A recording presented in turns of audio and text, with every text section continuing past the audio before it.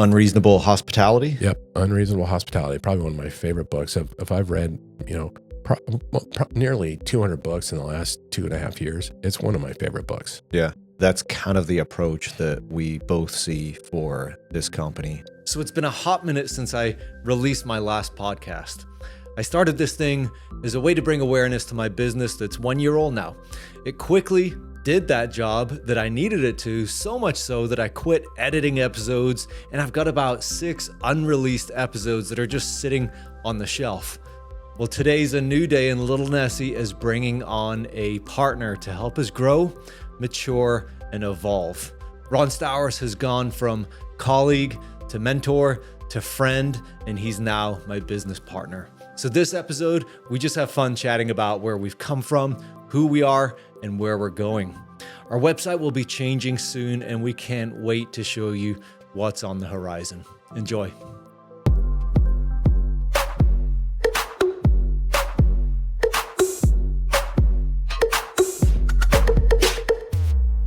All right, here we are. All right, let's do this. Podcast number 1. Numero uno. Podcast number 1 for the new Little Nessie. That's right. Ron Stowers, you and I have known each other since, I'm going to guess here, since 2019. Boy, it seems longer than that. So that's 6 years. Yeah. Doesn't it seem longer than that? It does. Is that when you joined That's when I joined Loan Depot. So yeah. I've been on this podcast, but this is your first time. So on your podcast, tell me who you are. Introduce yourself to me like we're just meeting for the first time. Well, hello, Mr. King. It's nice to meet you. I've been in the mortgage industry since 1999. I've owned my own brokerage, my own company. I've worked for small banks, for big banks. I've run big production teams, several $billion a year.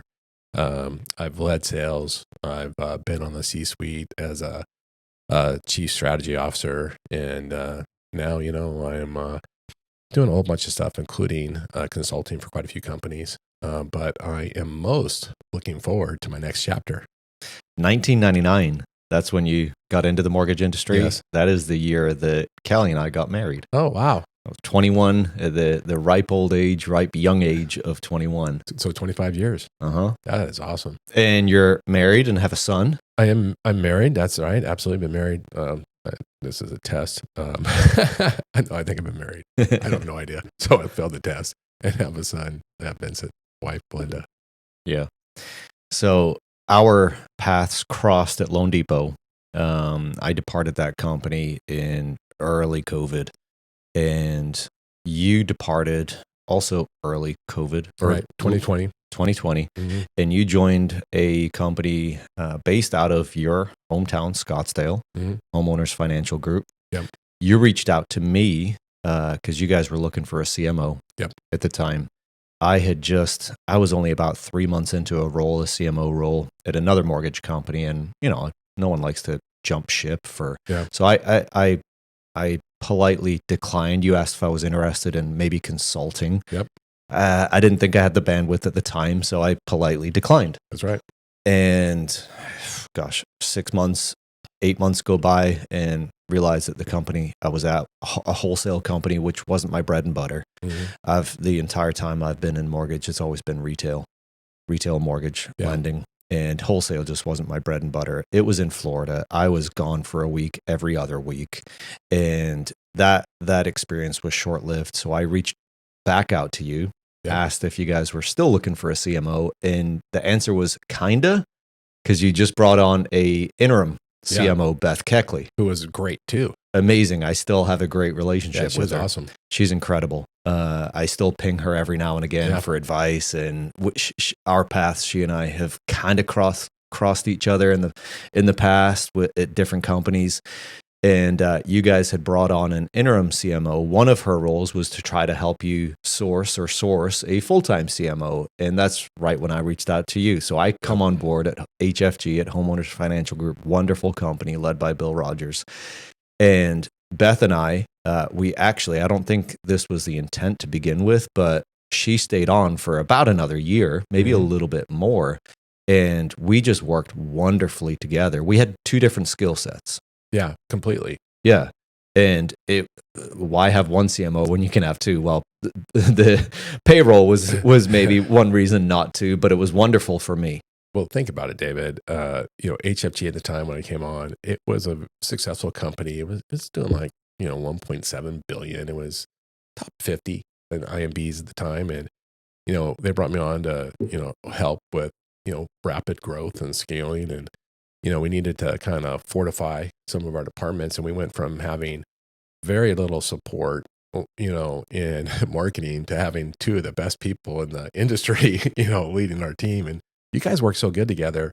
You have let me just go back, by the way, before we work together. I mean, David, you're like you're the third, you're the best in the industry. Your work is what everybody copies, and you certainly proved that at Movement. And in my opinion, the entire industry has been trying to copy your work at Movement, and even you haven't been there in a long time, but it still is the standard. And then when you came to Loan Depot and you rebranded them, you brought a lot of oxygen into that company. That company is a high energy company anyway. And so with them, you had to kind of contain the energy, not lift the energy. And you did such a good job. And, I'd always wanted to work with you. I was disappointed when you left. Loan Depot was a bit chaotic at the time. And so when I came to homeowners, you were one of my first calls. I'm like, David, you got to come here. I mean, this is like not a startup, but it's such a good company, good leadership. We could do so much here. And so I really enjoyed it. Oh, and the work we did there was really good, and was, I think we elevated their brand and their marketing to best in class in just a very short time. Now the market kind of sideswiped us in 2022 and kind of derailed some of our projects and some of our plans. But I really enjoyed working with you there. Yeah, you quite often bring up the little just thing that I did one year at Loan Depot, a Christmas social media experiment. You want to? Best thing I've ever seen. David, I talk about it all the time. So, you wanted, coax everybody to getting into social media. And we were led by Anthony Shea, who was probably the most present in social media at the time of any mortgage person. Sometimes controversially, but always interestingly. Yeah. And you wanted to coax everybody into social media. And so you created a contest during Christmas, during December, of who can get the most interesting picture of this elf that you sent every employee in the company, who can get the most interesting picture in social media. And all of a sudden there was like hundreds of thousands of posts from our employees. And, our presence in social media skyrocketed. It was brilliant and it was fun. Yeah. I mean, heck, at the time, I wasn't at all, I'd never even logged on to social media. I'd never posted. I've never did a thing. And I was compelled to take pictures and post it. And that I had I couldn't even figure out how to do that. But if was compelled, that was great. Excuse me. I'll tell you something else. The thing I like too, David, when I finally got to work with you at Loan Depot, you've always been, in my opinion, the brand guy, and you've always been an executive building teams and scale. Like you can manage a large department. You can contribute at the C-suite level, to the executive team. But I was also impressed at how well you were at presentation and speaking. Like you have really good command on the stage. You connect with the audience, and so you bring the whole bag of tools to your profession, which I really enjoy. Yeah, and I'm not afraid to get my hands dirty either. I started at the bottom. I started when I entered the mortgage industry, I really just started at kind of an entry-level position, but I've grown and learned all the different skills that I've led teams and individuals myself. Mm-hmm. So I when I started, it was really just video, but then at Movement, I was put in kind of in charge of the design team because Casey and I had a good relationship, so you wanted me to speak into that. So then I started to learn more graphic design, how to do it professionally. And then I hired a web developer, and then I hired a copywriter, and then I hired all these new positions that I didn't necessarily, I was dangerous enough in them, but I kind of raised my level of how to speak to all of these different creative roles, strategic roles through trial and error. Mm-hmm. And I love it. I love getting my hands dirty. I love being able to talk to designers, copywriters, developers, whoever they are, in the language that they understand. I'm not as good as they are, but I at least know how to communicate with them, but most importantly, know how to lead, inspire, and develop people. And that's one of the things I've found the most joy in. I will tell you two other your skills. One I truly appreciate, but both are very valuable. Is one, you manage up really well. I've seen you around, CEOs, and you manage up really well. Meaning when you're working with the CEO, I don't care whatever the company is. That the most part they have pretty big egos. They're alphas. And and so, but you still have to help. You gotta get them good information. There's a way to manage up, which you do really well, I think. And then the other skill is, I really like how you manage me, meaning that it's fun working with you because you can be critical, but you're always in such a positive way. And I like people that challenge me. I like people that say, "Hey, I could do something better." I know you've given me tasks in the past, and you're like, "Nah, we're not going to do it. I'm not going to use that. That was horrible." Yeah. And I appreciate that. Okay, so enough about me, but let me pay some compliments to you, and then we're going to talk about why we're doing this podcast. Sure. But very complimentary towards me. I appreciate it. But what inspires me and what I'm impressed with you, Ron, I don't think I've heard someone in our industry speak with the in-depth knowledge regarding servicing, strategy, forecasting, why companies do this versus that. I've never heard someone that speaks to the level with the intellect that you have in the mortgage industry. And half the time you're doing videos or engaged in conversation, I'm confused. I don't even know what the hell you're talking about. I do, but you just talk at a different level, that you're so analytical and so knowledgeable in every aspect of how a mortgage company runs. And you are a student of your craft. And it's not just mortgage. If you do something, you're going to study the hell out of it. Sure. You are a massive AI proponent. You're way better at AI than I am. And where does that drive come from for you to be as knowledgeable? I guess everyone has their thing, but you're just over the top. Where does that drive come from? Yeah, and thank you for the compliments, mostly for the compliments. And you know what? I was born with a high level of curiosity, and I think curiosity keeps you relevant. But more, what is interesting, David, and I shared this with like Renee Rodriguez, and I've talked about this. One, when you get to a difficult market, it's time for a personal renaissance. Like you have to level up. You have to get new knowledge. You have to gain wisdom to win in that new market. So anytime we've hit a new market, I've always accelerated, my curiosity and my study and my learning. But the other thing is, as I get older, it's critical that I try new things and learn new things. Like this whole step into social media, video. I mean, up until 2 years ago, I literally had never logged on to any social media platform other than Elf in the Shop.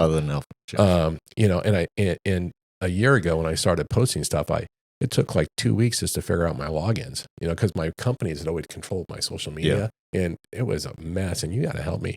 But I'm super uncomfortable in that space. What I realize is if I don't evolve, I'm aging out. Mm-hmm. But if I try new stuff, and I'm uncomfortable, then it keeps me fresh and young and relevant. And I don't want the market to pass me. I don't want to be irrelevant. Yeah. So we both departed HFG within 3, 4, 5 months of each other. Yep. I departed just over a year ago. Mm-hmm. I think it was end of February, 2024, to start Little Nessie. Mm-hmm. And the purpose, I definitely knew that I wanted to keep my focus narrow on what I offered. Leading marketing for some of the biggest mortgage companies in the industry. I've learned how to do pretty much all aspects. Now, am I the best at it? No, but I know that I understand all of it in such a way to where I could offer pretty much anything that falls under the sun within the marketing, branding, communications, events, all of that stuff. But where I decided to go was based out of the feedback and desire that I've heard from loan officers for years and years and years. And it's their struggle with social media. Either they don't have time for it, they don't know how to do it, or they're not good at it, or they don't care to, but they know they should. And most companies that offer some kind of social media graphics through their CRM or other platform. It's the same as all the other loan officers, or it's just not good. Yeah. And they want it to be a little bit more branded to them as well. So I decided to keep my focus narrow with, at least at the beginning, with Little Nessie to offer social media and branding services. And that's what it's become. But I always knew that I wanted to grow it. I always knew that it could become way more than just a social media company. And you departed HFG a handful of months after me, and you and I stayed connected. And you went on this experiment, social media experiment. You took Renee Rodriguez's challenge.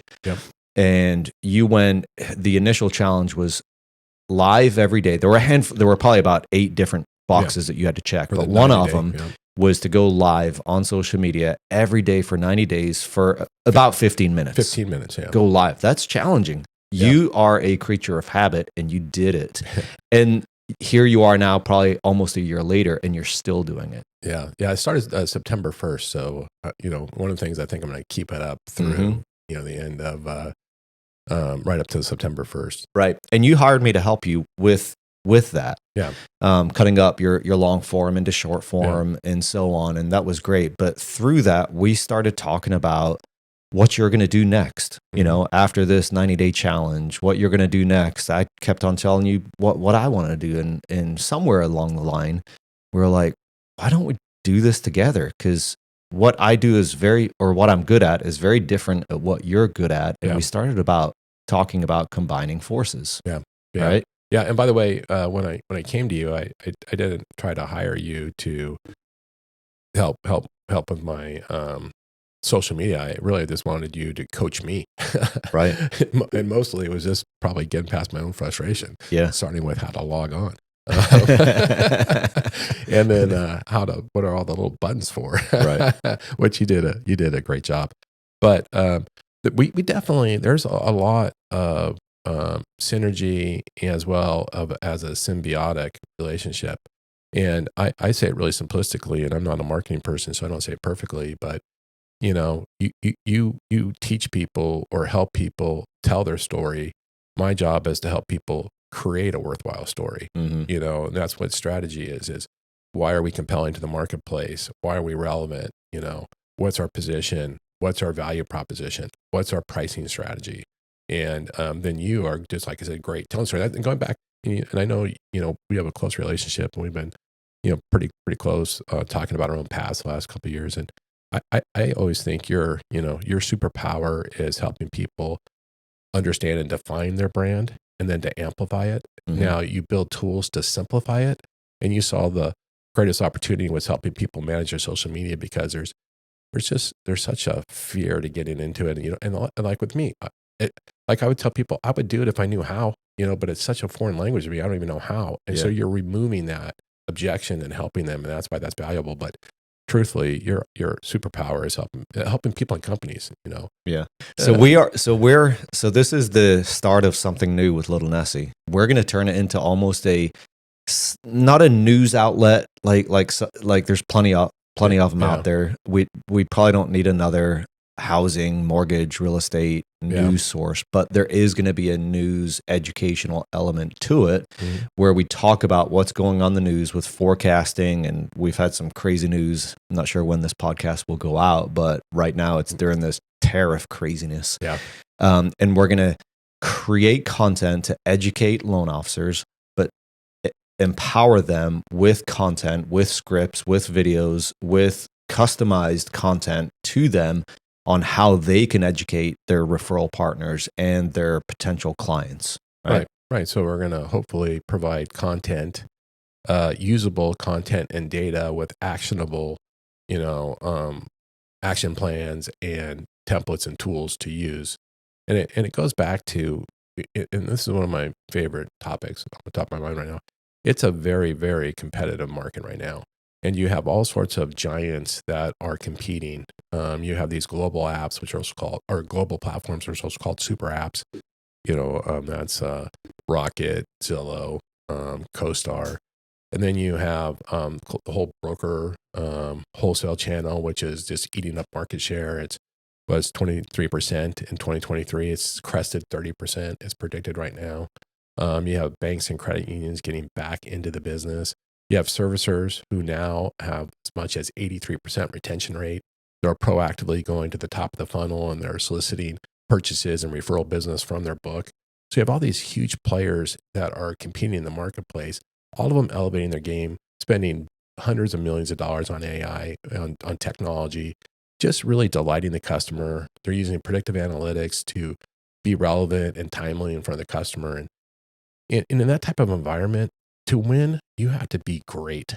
That's the only way. And the people that are great are going to get unfair market share, but you have to commit to being great. And what I hope we do is help people along in that journey to be great.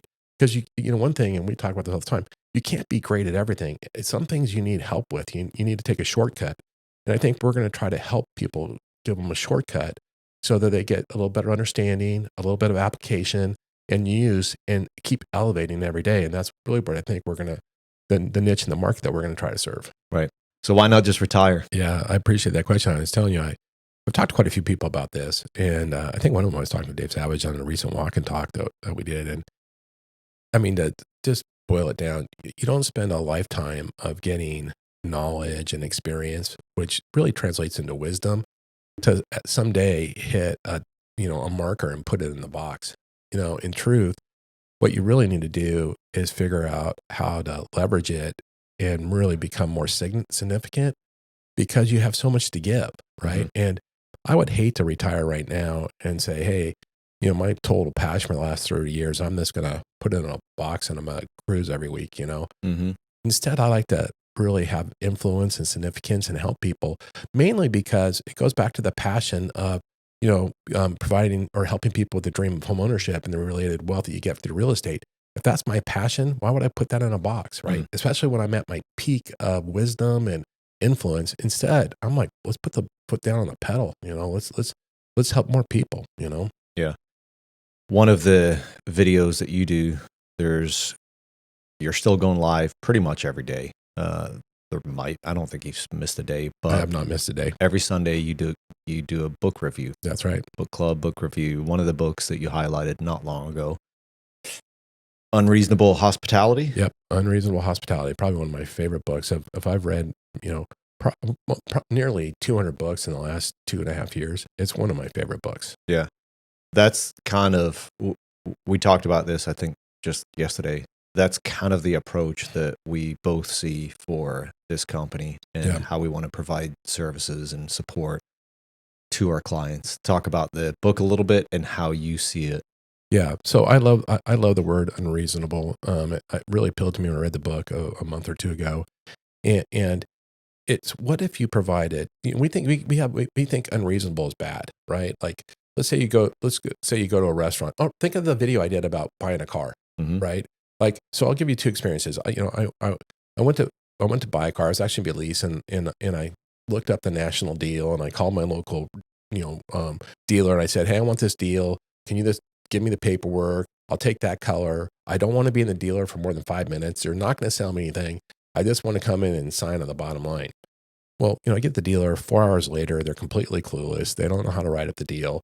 The contract screwed up a few times. They put me in the office. The office, they put you in. And I said I never wanted to go to the office. They put me in the damn office. It's filthy. There's spilled coffee. It's a mess. I'm literally taking pictures. I did a live video, right? About this is absurd, right? And it was unreasonably bad. Yeah. And then on top of it, when they finally gave me the car, it was an electric car. It had no juice.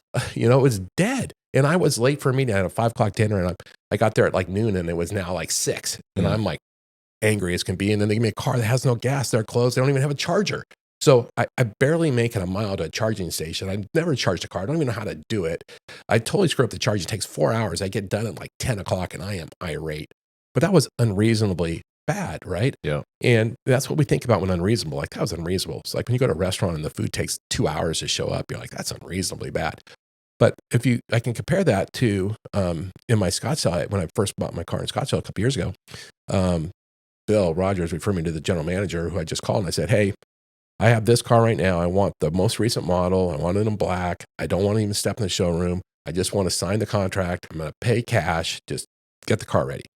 showed up, had the contract, signed it on my hood, gave me the keys. Why a tech was in the car doing all the tech stuff with Belinda, programming her phones and stuff. 10 minutes. It was so good. And that guy, the follow-up, he's been great, unreasonably good. Right. Right. And so what I think the opportunity for the market is, if you're going to be one of the ones that are going to get market share, going to get a win, you have to be unreasonably good. Right. And I'm super passionate about that because our competitors are unreasonably good. So we have to match it. I said, I was telling you this last night at dinner. It's like our competitors are showing up like, the army of Braveheart. They got their face paint on, they got their weapons, and they're coming to slay us. Are we showing up on the battlefield the same way?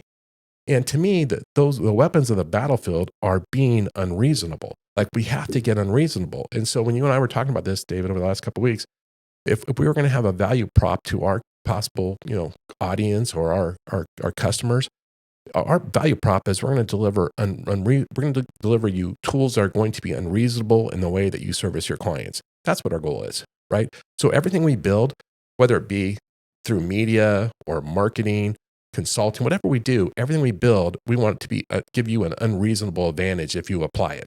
Yeah, I'm proud of the work that the company has done, but it's just a blip on the radar of what I think I can help companies and individuals with, and that's what wakes me up in the morning. Yeah. Right. Yeah. Well, one of the things, David, you are so good at creating valuable products in your space, and you have so much wider bandwidth to create those products.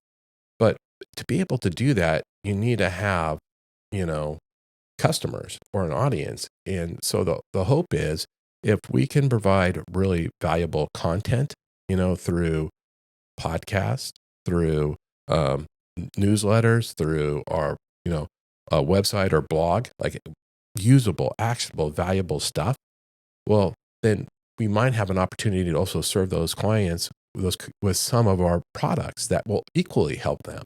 Yeah. And then that gives you platform to expand your product offering and to deepen it.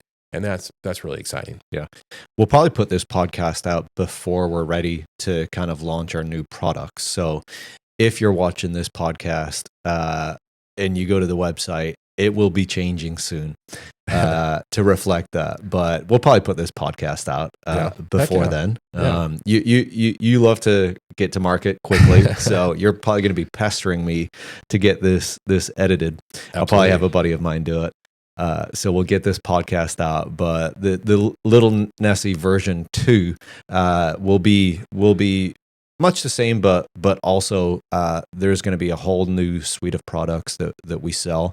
We'll be putting out content like crazy, for free, some paid.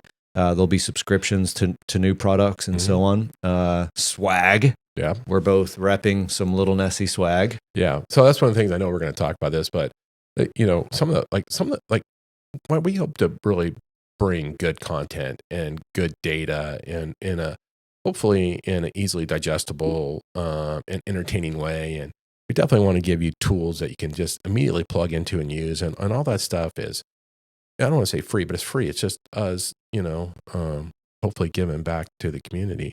But, along the way, we're going to have fun. And one of the things we've initially done as fun is you've created non-branded mortgage swag. So you have a swag shop and, the Little Nessie swag shop. But at the bottom of it, there's a section of the swag shop that just says like mortgage swag. And so it's just what you think are cool little designs if you're a loan officer and don't want it to be branded.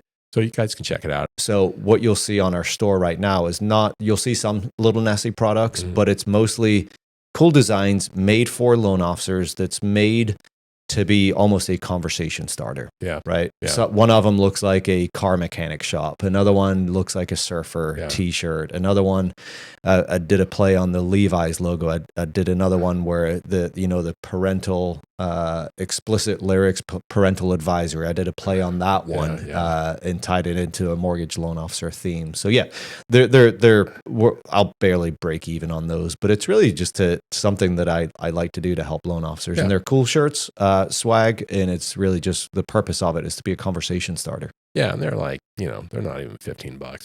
You got to pay your own shipping, but they're not that expensive. But let me just talk about one thing, swag. We can move on. I remember when you first came to Loan Depot, and I contacted you and I said, hey, David, I really have this idea for this t-shirt, I want for my team kind of thing. And he's like, you're like, that's crappy. I'm like, thank you. I don't remember this. It was essentially like that. You don't remember the next part. And he goes, hey, Ron, when I create swag, my intention is that it could be a bestseller at Nordstrom's or Neiman Marcus, and this t-shirt certainly won't qualify, so I'm not making it. Yeah. Which is right. That's what your goal is that you don't care whose brands, like it. Let's say you're doing Movement or HFG, you still want it to be fashionable that, a hip person would buy if they're walking past it and it was on the rack at Nordstrom's. Yeah. So no one pays attention to mortgage companies until they need one. Yeah. So how can we turn that into an attractive looking brand? And I'm not talking about just putting lipstick on a pig. Yeah. If a company sucks, they suck. And a great t-shirt or a great social media account is not going to do much good for you. So you got to have a good base to start with, right? Yeah. But how do you amplify that through not just swag, but through social media, through storytelling, through their marketing, and how do you make that an attractive looking offering to someone more than every 7-11 years? Yeah. Well, I think, partially what you say is true, but that's if you think the product is a mortgage, but what people care about is where they live. Yeah, that's right? a good point. And then another thing that people care about is, creating some sort of wealth or retirement, and housing is fundamental to that. And it's integral. And so if you're in our business, what you're really trying to do is you're joining that person's, wealth and retirement team, and how that home ownership and then the debt related to it, how you can help manage it. And then also, if you're really good at what you're doing, you're also creating a wealth plan that has future real estate acquisitions, and that's super important. And then the last thing, and whenever, if you're in lending, especially if you're a salesperson in lending, you have a really unique position in that our customers have to get really vulnerable with us. And if you think about it, and David, you haven't really done this, I don't think, but when you sit down with a couple, a husband and a wife, they have to tell you everything. Like you get we look through every line of their bank statement, every line of their credit report, every line of their credit card bill, everything, right? And so they're completely vulnerable. I rudely say it's akin to, say my wife going to the gynecologist, like she has to expose everything. Well, we have to act very professional, but we also have to honor that by serving it. And so I can't even tell you how many times I sat at the table and, the wife doesn't know the husband has $50,000 in, credit card debt. Wow. Or the husband doesn't know the wife has a bankruptcy, or any number of things, right? And we discover that's how intimate it is, right? But if we're going to be that intimate, we have to honor it by helping them any way we can. And that includes referring them to if they need a life insurance or a better CPA or a financial planner. And where they don't have those things, aren't capable of it, we got to kind of fill that gap in. Yeah. And so when we do that, it's not about a mortgage, right? It's about serving the person. Right. And so the point is, the product there is caring. That's the product. That's like, if I was going to create some sort of brand and the emotion I wanted to emote, it would be caring in that sort of way. You coach, mentor, and have for a long time, but you still do it a lot of loan officers. Yep. What is what's the common thread of loan officers that we talked about it last night, that you offer advice so much, but what is the one kind of, I don't want to call it a mistake, but discipline that is most often overlooked? Yeah. The challenge right now is, and I mean top producing loan officers, producing loan officers that were not only President's Club, but 100 million, 200 million. What they did in the past to work isn't working now, and they're stuck. They're paralyzed. And, because everything's changing. And so you have to be willing to change. You have to be willing to evolve. And if you're somebody that's been a top producer for 5, 10, 15 years, and what you've done has worked and now it's not, you're completely, you're just completely confused and you're paralyzed. You got to just put that down and just not start over, but step in a new direction and do it just like you did it when you got into the business. Right. And have joy about it. Be scrappy. Yeah. And be humble. Yeah. And be willing. You're gonna get a bloody nose here and there, and you're gonna fall down, and it's okay. Right. Just like the consumer demand is completely changing, and where we have to meet them is changing. And so I think whether you're a company or an individual, you have to have a consumer direct strategy. You have to figure out because you have consumers that are like laying in bed at night, 11 o'clock, and they pick their iPad and they're like, hey, what do you think about maybe buying a house? And so they go online and, 1 in 3 home buyers start their search on Zillow. They start their journey on Zillow. Well, if you're not there with them, you're not going to get a chance to win them. And then you have to be there so that they can apply for the mortgage right there, and that you can give them determination when they want it. And then you have to interact with them the way they want. And customers want a very digitized, technical, interaction with a lender, but they also want a very high human touch when they need it. And so you have to do both. And so you got to be super comfortable. And what's happening, and it's funny because I remember, a few years ago, we talked about Rocket gaining market share, and they were surging a few years ago, this back in 2017, 2018. And, the industry was worried about it. And loan officers would go, I'm not worried about Rocket. I rarely compete with them. And when I can compete with them, I usually can win. I go like, that's great, but how many clients did they take that you never saw, right? And I would always challenge them. I go, here's what I want you to do. I want you to go to MMI or whatever you use, Modex. I go, look up who has number one market share in your market. I go, I'm willing to bet it's Rocket and you don't even know it, right? Because they're taking your clients before you even see the client. Right. And what that means is that if you're a loan officer, your market share, the available market to you is shrinking every day. And so what you have to do is fight to push that boundaries back out so you have access to the entire market, not just being marginalized to what other companies leave for you. And it's really important to get strategies. And the reason why it's difficult is because that loss of market opportunity is oftentimes invisible to you. You're like, no, I don't have, none of my clients do that. I mean, none of the clients that you win do that. But let's expand your market back out to the entire market so you have more opportunity. The companies that I've been at, the biggest challenge on the corporate side, and this is true for other departments other than just marketing, but anytime they launch a new technology, is frustration around loan officer adoption rate. Yeah. Because it's another tool, it's another password, it's another thing I have to learn. And so I've seen that with, it just at our most recent company, homeowners, we had about 10 marketing tools that they could use, and that's a lot. Yeah. And so I think a lot of loan officers, I don't know, but they're probably, AI is just another thing to learn. Yeah. Another password. I don't know how to, can I ask ChatGPT a question, but how do I use it to fully maximize my time, my service that I provide, and so on? Yeah. Yeah. It's really interesting. This is another one of my favorite topics. And if you've heard me, speak from stage, this is something I bring up all the time. HFG has an unbelievably powerful MarTech stack, marketing stack. They have, for the size company, whether it's, Total Expert, or Trust Engines, Borrower Intelligence Platform, HomeBot, they have about 15 subscriptions.